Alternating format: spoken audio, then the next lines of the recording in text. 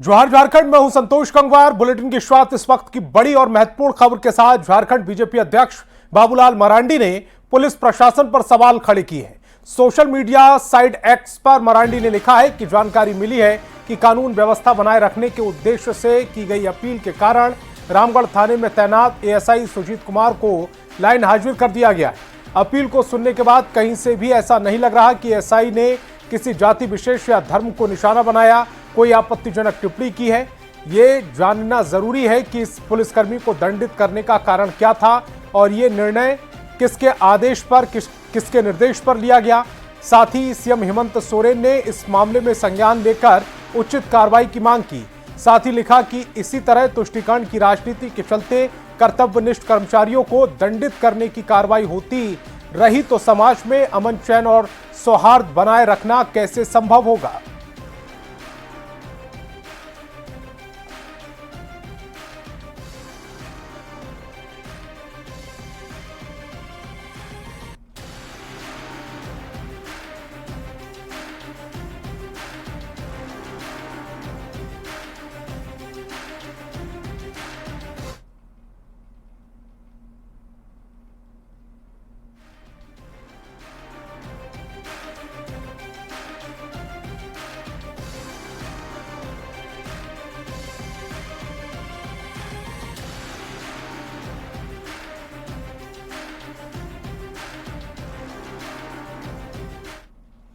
और जमशेदपुर से बड़ी खबर मिल रही, फर्नीचर कारोबारी पर जानलेवा हमला हुआ है। कारोबारी सनातन चंद्र और उसके भगीना मोनू पर हमला हुआ है। रंगदारी नहीं देने पर अपराधियों ने हमला किया। 10 से 15 की संख्या में आए अपराधियों ने लूटपाट को अंजाम दिया। साक्षी बाजार दुकानदारों ने थाने में शिकायत की है। छायानगर बस्ती से बदमाशों ने घटना को अंजाम दिया। दोनों व्यवसायी की हालत गंभीर है। इलाज के लिए टीएमएच में भर्ती कराया गया है। साक्षी थाना के साक्षी बाजार की पूरी घटना है। और आशीष हमारे संवाददाता ज्यादा जानकारी के साथ फोन लाइन पर जुड़ रहे हैं। आशीष, क्या जानकारी आपके पास? जी, आपको बता दूं कि जमशेदपुर के साक्षी थाना क्षेत्र के साक्षी बाजार में फर्नीचर व्यापारी के दुकान में अचानक से 10 से 15 की संख्या में असामाजिक युवा आते हैं और उसके बाद उनके द्वारा लूटपाट की जाती है। और उसके बाद दोनों व्यापारी को जब विरोध किया था तो दोनों व्यापारी को सत्यानंद चंद और उनके भगना मोनू माझी को बुरी तरह से गंभीर रूप से हमला कर देते हैं, जिससे दोनों की हालत काफी नाजुक बनी हुई है। हालांकि पूरी लूटपाट की घटना के बाद सभी वहां से फरार हो जाते हैं, जिस तरह व्यापारियों का आरोप है। हालांकि आनंद फानन में आसपास के दुकानदारों द्वारा दोनों घायलों को टीएमएच अस्पताल में भर्ती किया गया है, जहां दोनों की हालत चिंताजनक बनी हुई है। मगर इस घटना के बाद कहीं ना कहीं साक्षी बाजार के लोगों में आक्रोश देखने को मिल रहा है। व्यापारियों का साफ तौर पर कहना है कि बस्तियों के कुछ युवा जो है वो लगातार दुकानदारों से रंगदारी और हफ्ता की वसूली करते थे, और जिसका विरोध करने पर आज ये फर्नीचर दुकानदार के मालिक को इस तरह की घटना को अंजाम दिया गया। हालांकि पुलिस पूरे मामले की जांच कर रही है। आसपास लगे सीसीटीवी कैमरे की खंगाली जा रही है, जिससे इन लोगों पर कार्रवाई हो सके। मगर कहीं ना कहीं जिस तरह बीच बाजार में घुसकर रंगदारी नहीं देने पर व्यापारियों पर मारपीट की जाती है और जानलेवा हमला किया था, उससे कहीं ना कहीं अब ये व्यापारियों में आक्रोश भी देखने को मिल रहा है। और कल व्यापारियों में आक्रोश देखने को मिल रहा है और कानून व्यवस्था पर भी सवाल उठ रहे हैं। आशीष, आप हमारे साथ जुड़े, आपका बहुत बहुत शुक्रिया। और लातेहार से बड़ी खबर मिल रही, जंगल में शरारती तत्वों ने आग लगाई है। महुआ को चुनने को लेकर आग लगाई गई। आग की लपटों में कई पेड़ जल गए। वन विभाग पर सार्थक प्रयास नहीं करने का आरोप लग रहा है। वन विभाग से सार्थक पहल की अपील की जा रही है। तस्वीरें सब आपकी टेलीविजन स्क्रीन पर है। महुआ चुनने के क्रम में यह आग लगाई जा रही है, जिसके बाद वन विभाग पर पूरे मामले में सक्रिय न होने का आरोप लग रहा है। जो होता है छोटे छोटे निकलता है, वो सब मर जाता है सर। कैसे लगा देते हैं लोग जंगल में? ये महुआ चुनने के कारण में लगा देते हैं। क्या नुकसान हो रहा है? ये तो बहुत नुकसान हो रहा है। जो छोटे छोटे बच्चा पौधा निकल रहा है वो सब मर जा रहा है सर। रांची से बड़ी खबर मिल रही, दो गुटों के बीच में मारपीट हुई। रैश ड्राइविंग को लेकर मारपीट हुई है। मारपीट में एक युवक गंभीर रूप से घायल हो गया। घटना के बाद इलाके में जाम की स्थिति है। पुलिस ने मामले को नियंत्रित किया है। मारपीट कर रहे युवकों को डिटेन किया गया। अरगोड़ा थाना क्षेत्र का यह पूरा मामला है। दो गुटों के बीच में यह मारपीट की खबर बताया जा रहा है कि रैश ड्राइविंग को लेकर मारपीट हुई है। मारपीट में एक युवक गंभीर रूप से घायल है। घटना के बाद इलाके में जाम जैसी स्थिति पैदा हो गई। पुलिस ने मामले को नियंत्रित किया है। मारपीट कर रहे युवकों को डिटेन किया गया। अरगोड़ा थाना क्षेत्र का ये पूरा मामला। ओवरटेक करने चक्कर में हमको मारा है। 4 लड़का मिलकर लोग मारा हमको है। 4 लड़का मिलकर मारा है। और जमशेदपुर से बड़ी खबर मिल रही, सेक्स रैकेट का खुलासा हुआ। अपार्टमेंट में पुलिस की छापेमारी, हिरासत में 2 युवती और 1 युवक लिया गया। कई आपत्तिजनक सामान बरामद हुए हैं। कदमा थाना क्षेत्र की यह पूरी घटना है। जमशेदपुर से इस वक्त की बड़ी खबर, जहां सेक्स रैकेट का खुलासा हुआ है।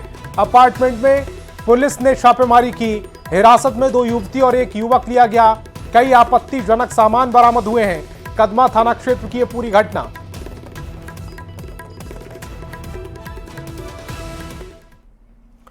और खबर बोकारो से, जहां के चास सिटी केयर हॉस्पिटल में एक नवजात की मौत हो गई। परिजनों ने डॉक्टर पर लापरवाही का आरोप लगाया।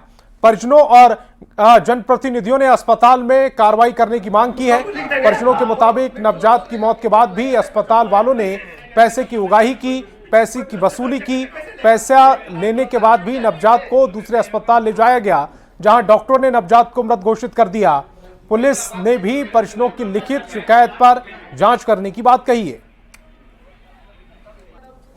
पूरे हम लोग दिए हैं, ब्लड उलट कर लिए, पूरी 40,000 हम लोग दे चुके हैं। जैसा बात था वैसे मुस्कान गए, और उसके बाद हम लोग मुस्कान गए। मुस्कान के बाद वहाँ पे जाते जाते ही बच्चा डेथ कर गए। हम लोग गोदी में लेके गए। अब आप क्या चाहते हैं? हम चाहते कि हम लोग को इंसाफ मिले बस। से एक प्रेग्नेंट महिला आई थी और इलाज के ठीक से इलाज नहीं करने के कारण उस महिला का बच्चा डेथ कर गया। और जब यहाँ बच्चा डेथ कर गया है, जब बच्चा को आज डेथ कर गया, उसके बाद ये बच्चा को छोड़ा है कि बच्चा बहुत सीरियस ले जाइए। जबकि बगल में 10 मिनट भी नहीं लगा होगा, मुस्कान हॉस्पिटल जब ले गया बच्चा को, तो वहाँ पर डॉक्टर ने चेक करके बताया कि बच्चा पहले से डेथ कर चुका है। ये कार्रवाई जांच किया जाएगा उसका कि किनका इसमें गलती है। कौन हॉस्पिटल का मामला है सर? ये सिटी केयर हॉस्पिटल है, चास में चेक पोस्ट के नजदीक। और ऐसे में इस पूरे घटनाक्रम पर कई सवाल भी उठ रहे हैं। ऐसे में न्यूज़ 18 सवाल पूछ रहा है कि नवजात की मौत का जिम्मेदार कौन है? नवजात की मौत के बाद पैसा की वसूली क्यों की गई? जब नवजात को डॉक्टर बचा ही नहीं पाए, उसके बाद बावजूद पैसा क्यों लिया गया? कब होगी आरोपी डॉक्टर की गिरफ्तारी? उस पर कार्रवाई कब होगी? ये भी बड़ा सवाल।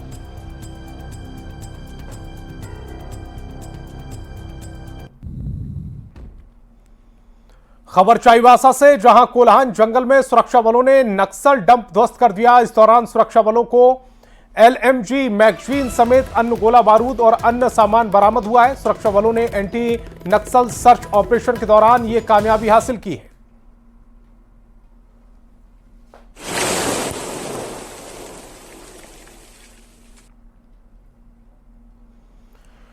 तो LMG मैगजीन और गोली बरामद की गई है। इसके बाद ये सर्च ऑपरेशन के दौरान बड़ी कामयाबी हाथ लगी है। चाईबासा से ये बड़ी खबर, विस्फोट की तस्वीरें भी आपकी टेलीविजन स्क्रीन पर।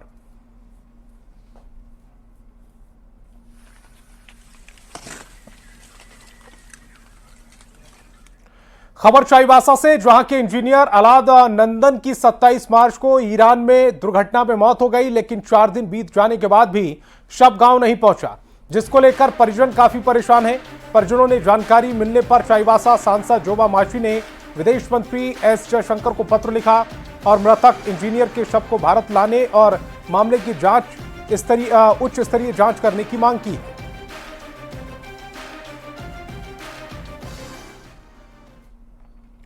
झारखंड के मुख्यमंत्री हेमंत सोरेन की पत्नी और गांडे से जेएमएम विधायक कल्पना सोरेन को पार्टी में बड़ी जिम्मेदारी मिल सकती है। 14 और 15 अप्रैल को रांची के खेलगांव में होने वाले जेएमएम के 13वें महाधिवेशन में कल्पना को संगठन में बड़ी जिम्मेदारी की घोषणा हो सकती है। पूर्व सीएम चंपाई सोरेन के बीजेपी में जाने के बाद केंद्रीय उपाध्यक्ष की कुर्सी खाली है। चर्चा है कि कल्पना सोरेन को केंद्रीय उपाध्यक्ष या महासचिव की महत्वपूर्ण जिम्मेदारी दी जा सकती है। इस पर बीजेपी ने जेएमएम पर परिवारवाद को लेकर निशाना साधा। पार्टी उनको भी दायित्व सौंपेगी और पार्टी का जो भी दायित्व होगा उनको और जो भी निर्देश होगा उनके लिए उनको तैयार रहना होगा। और यही पार्टी की परंपरा रही है, यही आगे भी चलती रहेगी। ये तो उनकी पुरानी परंपरा रही है, इसमें परंपरा को ही आगे बढ़ाया जाएगा। और जितने भी परिवार आधारित पार्टियां होती हैं उसका तो ये मूल स्वभाव है, गुण है।